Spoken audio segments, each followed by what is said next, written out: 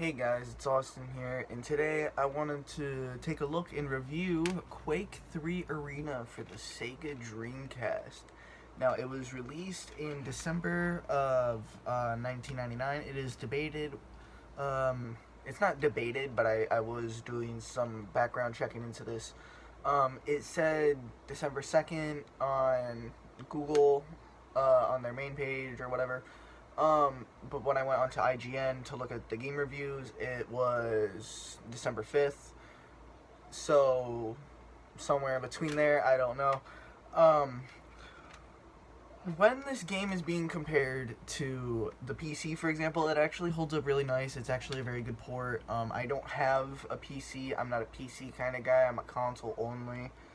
Yeah. The game is really good. Solid. Quake 3 was given a 9.2 rating by IGN, and it was called amazing, with the editor's choice or whatever rating it got. And I have to agree with them. I think that this game is really good, but I will do my rating at the end of the video. I'll tell you what I rate it and stuff like that. Now, the main menu for the game, it has this guy with this voice. You'll hear him throughout the whole game, telling you, like, how many kills you got. It's a pretty cool voice, I gotta say. But three random characters will pop up when you get to the main menu. He'll say their name, and they will switch their weapon, stuff like that. Introduce that person, like, say their name. Then wait about 20 seconds, you get the next one. It's kind of plain and simple. Here is the disc itself. I don't have the case, sadly, but here's what the disc looks like. I like how it looks. I think that it looks really good. Now, for when you are in your options and you're setting up your game, and your controls and all that, we will get into the controls in a little bit. There are about over 40 characters. I tried to count. I might have overcounted, but I'm just going to say over 30. There are over 30 characters for you to choose from. Doom Guy is in this. You can play as Doom Guy.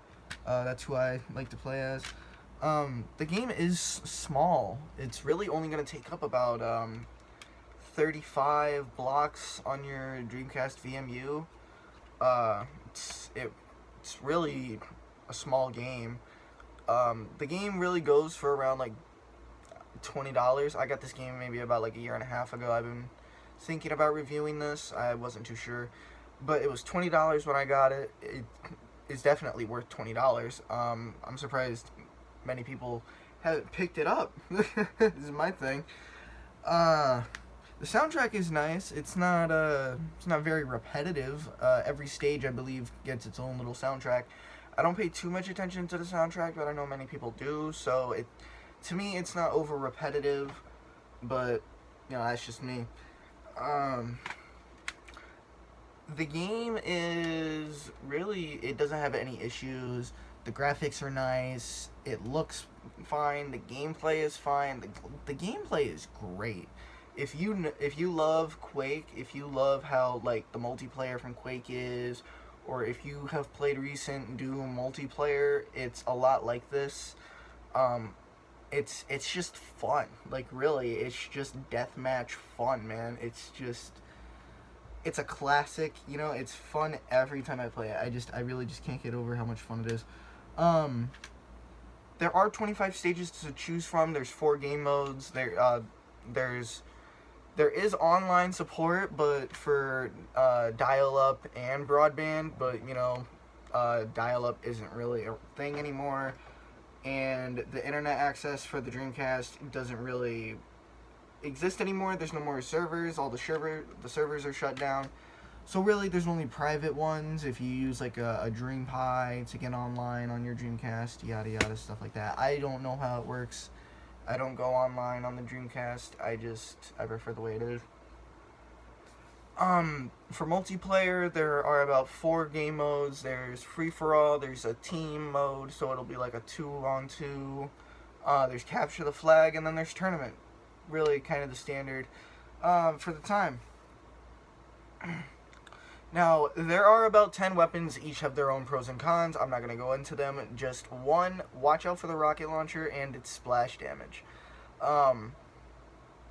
The only issue that I personally have with the game, which I think most people would have with most first-person shooting type games, would be that the Dreamcast does not have a second analog stick.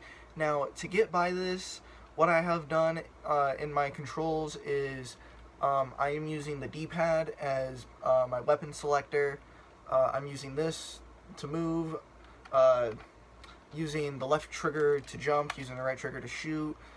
I'm using the buttons to have to look around. Now, you can use the analog stick if you want to look around. You can use the buttons if you want to move. It really depends on the person.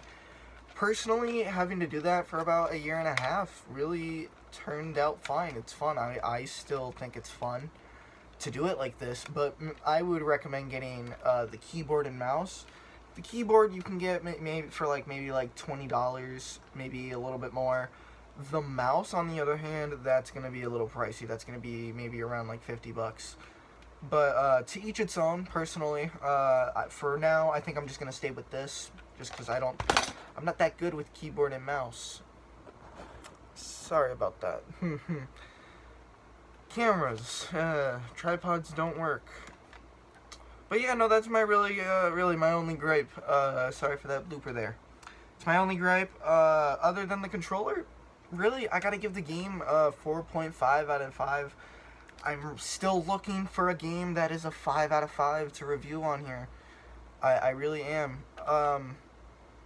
If you don't have Quake 3 for the Dreamcast, I would get it. But if you don't have a Dreamcast, there is Quake 3 Revolution for the PS2, which is basically just, Quake 3 Arena, but, the PS2 version. There is the Unreal Championship Series for the original Xbox, which is basically the same thing, just different name, I guess you could say. I'm not sure if it's different companies. I haven't really looked into it that much.